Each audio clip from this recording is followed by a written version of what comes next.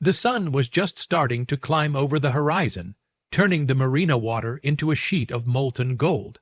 I was already out on my yacht, Sea Haven, with a coffee mug in one hand and a rag in the other, polishing the chrome railings like I did every weekend. There's something peaceful about that early morning quiet, the rhythmic lap of the waves, the gulls calling overhead, the soft creak of boats shifting in their slips.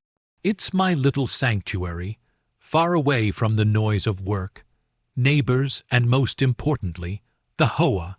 The Lakeside Estates HOA had a reputation around here. They weren't the worst in the world, but our president, Karen Whitmore, was special. She had that permanent expression of someone who thought she'd been cast as the main character in life's reality show, and the rest of us were just background extras. You could always spot her coming, oversized sunglasses, pastel blazer even in summer, and the kind of perfume that hit you like a wall before she even said hello.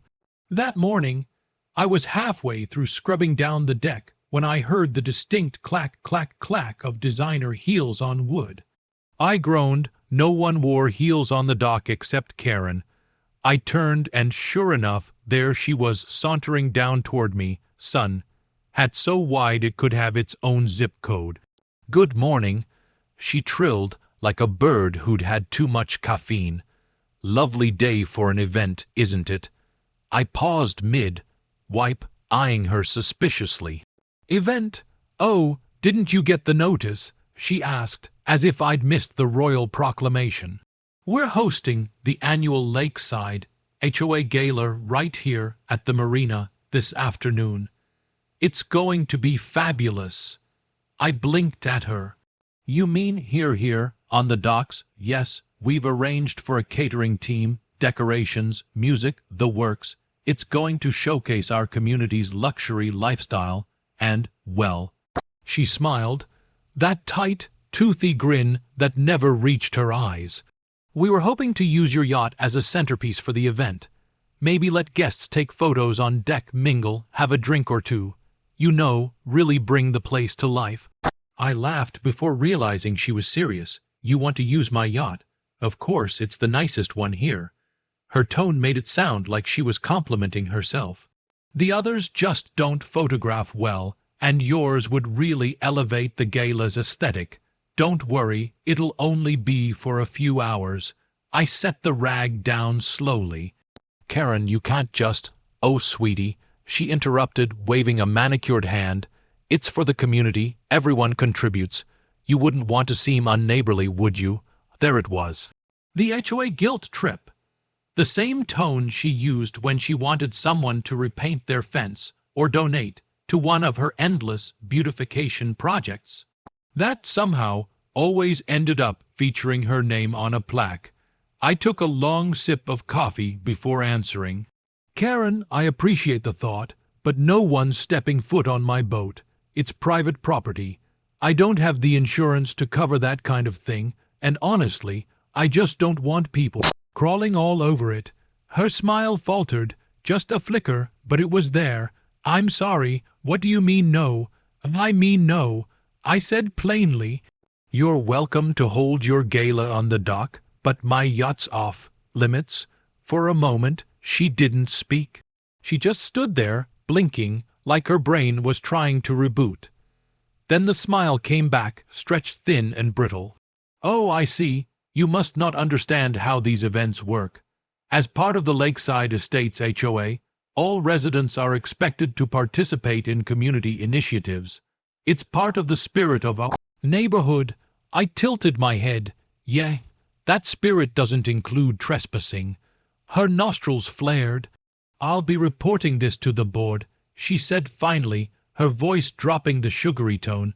"We'll see what they have to say about your attitude." I shrugged. "They'll probably agree I'm allowed to say no." Karen puffed herself up, squaring her shoulders like she was about to deliver a courtroom argument. "You are being extremely uncooperative. This is the kind of behavior that divides communities. You should be ashamed of yourself." I looked her dead in the eye. Karen, this isn't a community project. It's your party. You want a nice backdrop, rent one. Her jaw tightened so hard I could see the muscle twitch. She pointed her finger at me like she was about to cast a curse. You'll regret this, she snapped. I run this neighborhood, and people don't take kindly to selfishness. I couldn't help but grin. Good thing this yacht isn't parked in your neighborhood. It's in my slip. That made her sputter. She adjusted her sunglasses with a huff, spun on her heel, and started marching back down the dock, muttering something about lack of community spirit and ungrateful residents. Her heels clacked all the way down the planks until she vanished behind another boat. I exhaled, shaking my head.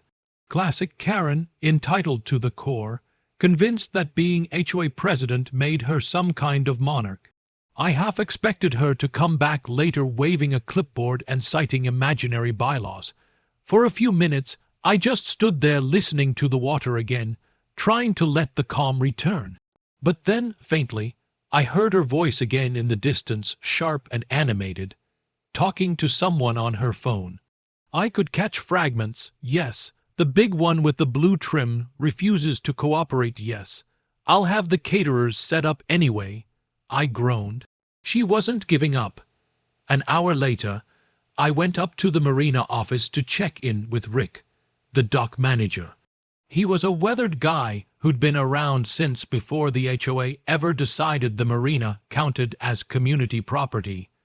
"Morning, Rick," I said.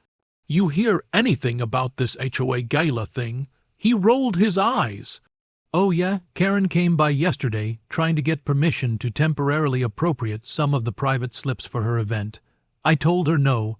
Looks like she's trying to take matters into her own hands now." I sighed. "She asked to use my yacht for photos." Rick barked a laugh. "She what? Told her no, obviously." He shook his head. "Good, don't let her bully you. I'll keep an eye out. If she tries anything, we'll handle it." By the time I got back to the dock, I could already see signs of what was coming. Karen had a couple of young event staff unloading boxes of decorations near the marina entrance, banners, flower arrangements, and a big sign that read "Welcome to the Lakeside Gala," a celebration of luxury living. Luxury, apparently, meant commandeering other people's property. As I stepped back onto my deck, I had a feeling this wasn't over. Karen wasn't the type to take no quietly. She'd probably been counting on showing off my yacht as part of her grand presentation, and now her perfect plan had a dent in it. I could already picture it, the fake smiles, the hushed gossip, the simmering resentment under her polished exterior. For people like her, appearances were everything, so I locked the cabin door, checked the mooring lines, and poured myself another cup of coffee. The show, I knew, was only just beginning. "You said." The first sign of trouble came around mid-afternoon, when the quiet hum of the marina was suddenly replaced by the sound of laughter, chatter, and clinking glasses. I was below deck finishing up some cleaning, but the noise was too loud to ignore. When I stepped outside, the dock had transformed into a makeshift party venue. Clusters of people in pastel dresses and linen suits milled about, sipping from champagne flutes. A string quartet was awkwardly crammed near the pier entrance, trying to play over the sound of a portable speaker blasting pop music. There were balloons, floral arches, and even a red carpet runner laid across the dock, which, for anyone who spent time around boats, was just asking for a lawsuit. And at the center of it all, like a general surveying her troops, was Karen Whitmore. She was wearing a sparkling white sundress and a hat even bigger than the one from that morning. Her name tag, yes, she had made name tags for herself and staff. Read Karen W., HOA President and Gala Director. She was holding a clipboard, barking orders at the event staff, who looked like they were regretting every decision that had led them there. When she noticed me standing on the deck of my yacht, she waved like we were best friends. "Oh, there you are," she shouted, her voice cutting across the chatter. "I'm so glad you came out. We're just getting started. The guests are absolutely dying to take some photos on your yacht." I leaned against the railing, crossing my arms. "Still a no, Karen." Her smile froze in place. "Excuse me, you heard me. No one's getting on this boat." A few guests nearby turned to look. I could see the confusion ripple through them, the kind of awkward silence that happens when people realize the hostess of the event might be in over her head. Karen gave an uncomfortable laugh, like she thought she could charm her way out of it. "Oh, don't be silly. It's all been arranged. We'll be very respectful. Just a few photos, a quick toast, maybe 1 or 2 group shots." "Karen," I interrupted. "This isn't part of your event. You didn't get permission from me, the Marina, or anyone else." My answer's not changing. Her smile cracked completely. "This is community property, and you are being extremely rude." She snapped, her voice suddenly sharp enough to make heads turn.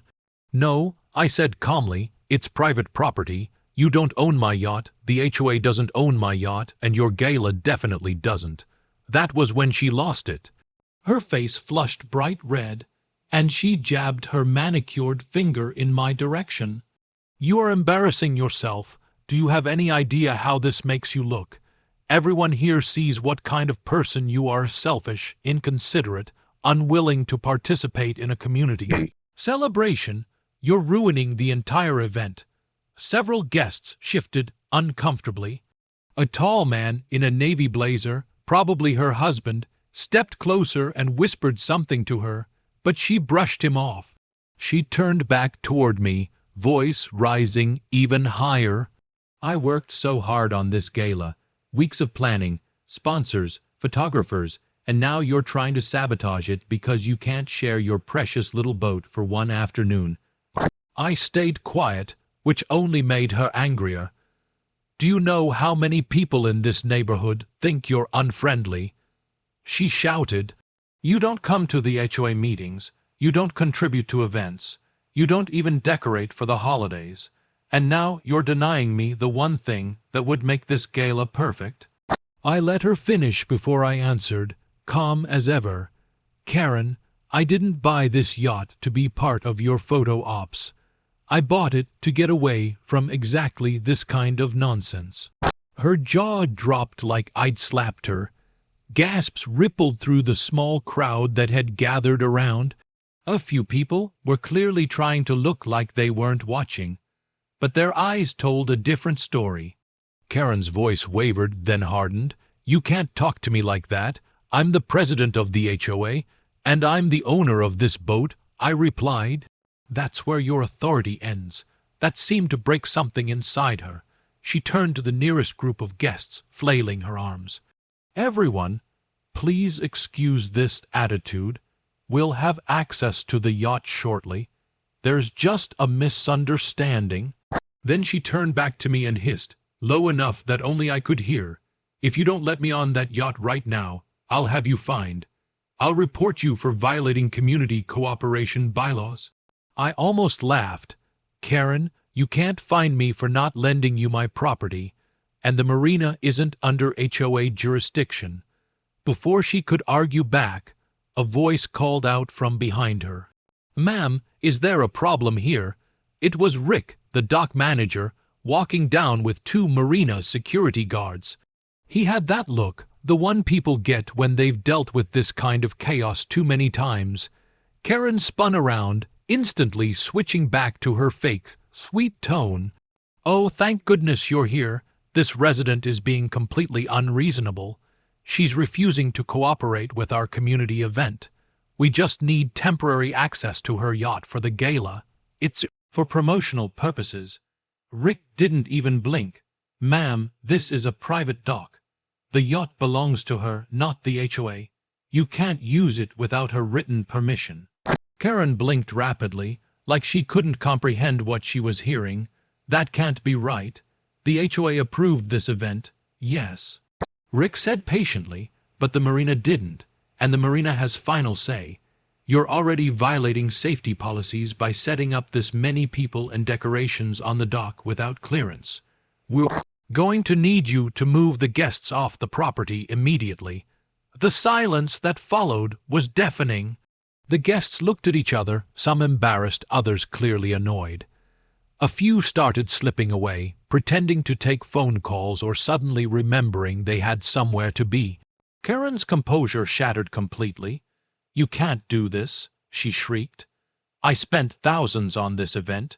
You people are trying to humiliate me." Rick stayed calm. "Ma'am, if you don't clear the dock, we'll have to call the authorities." "That did it," she exploded. "I am the authority here," she screamed, throwing her clipboard into the water.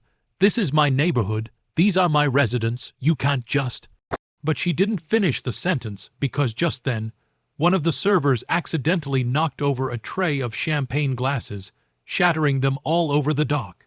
People jumped back, startled. Someone cursed. The chaos was instant, guests tripping over the decorations, waitstaff scrambling to clean up the mess, the string quartet awkwardly stopping mid-song. Karen stood frozen in the middle of it all, shaking with fury and disbelief. Her perfect gala was unraveling in front of everyone. Rick motioned to the guards, who began gently ushering guests toward the parking area. "Come on, folks. Party's over."